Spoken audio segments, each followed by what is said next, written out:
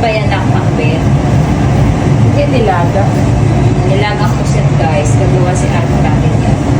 Ganyan dapat maganda pag nagaan kayo. Luluto. Para masarap daw. Okay na to. Yan pa lang yun. O, ganyan magluto si ate nyo. Kailangan fully make up. Tapos naka-attire ng belt na ano, and leather na, na Yes. short. Kasi dyan lalabas yung lasa, manunog. Hindi ka na nag-bleach sa buhok mo na. Hindi. Hirap-hira naman. Sarap na niluluto ni ate, oh. Wow, look at that. Ang sarap ng udin. Kaya abangan nyo yung mga pang-recipe dyan sa udin, guys. Meron tayong tinda. Kaya, abangan nyo sa ating Sweet Life 0.2. It is sweet tati. Finland ba rin? Konti na lang. Tapos, ayan na guys, yung adobo pusit ni Onechang. Ang sarap niyan, promise. Napapako na nga eh. Kahit mainit-init, napasupa-supa yung tila ako eh. Alam nyo guys, ngayon ko lang matitikman ng luto ni ate-tati nyo.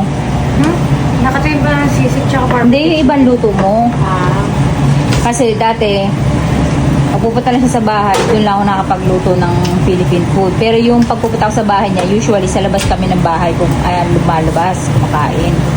Ngayon lang Lumabas makatik. na ng bahay, lumalabas. Nakailang labas ka. Ngayon, masarap na magpasyal dito kasi may kusina ng maliwanag, hindi madilim, no? Kasi dati brown out. So, eto na guys, yung oden ni Ate Tati, huhusgahan natin. Titikman natin kung masarap. Siyempre, alam ko masarap. Kasi amoy pa lang guys, ang sarap na. Binayaran niya ako ichimang. Kumaingay na. Itadakimasu! Tikman muna natin tong soup niya pala. Bago to lahat. Tikman natin yung soup. Ang sarap. Nasa kakatahan na. Alam mo, may kutsilyong nakatutok Ano ba sa yan? akin. Giniginit mo dito, Luca. Luca, no. No? Ang sarap guys. Ang sarap niya guys. No. Tapos ang laman niya guys, may hotdog na, mayroon pang chicken, may itlog pa, may hotdog na, itlog pa. Ano ba talaga? Hindi na maganda itsura ng ano man. Ang sarap. Adobong puset. Ginutay-gutay na namin. May iba-ibang kasing lasa ang udin. Depende yan sa nagluluto. Sa 7-Eleven, iba dun yung lasa. Tapos merong mahilig sa maalat, merong gusto light lang yung lasa, ganun. Sa ate-tate, ayaw niya na may combo. Ay, pag ako gumagawa, naglalagay talaga ng combo. Si ate kasi wala. Kaya marami kayong matitikmang klase din. Depende sa panlasa nyo. Sarap. Adobong puset naman.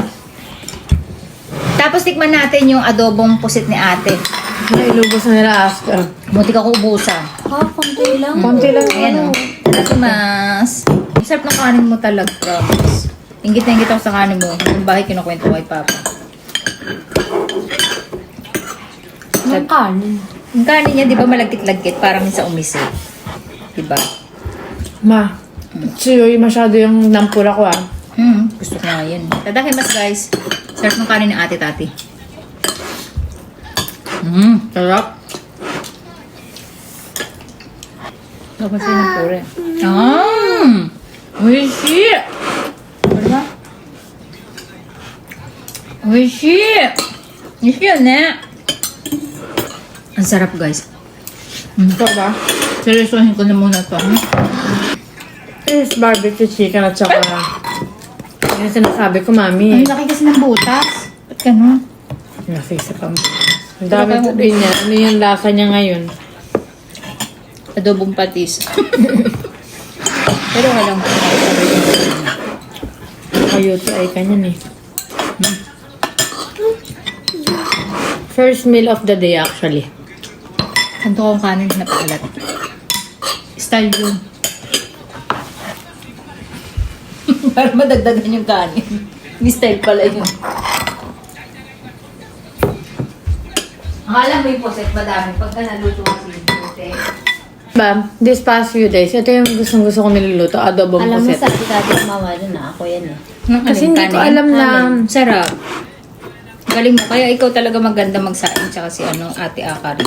Ayun na naman oh. Tati. Sa Ate Tati. Akali sa nabi mo. Dami mo kasi Tinawag din na ako Akari. Kahit saan nandito Si sa... Akari nga tinatawag ko, Askay. Gagawin na natin. Si Akari, titiga na lang ako. Sarap kayo.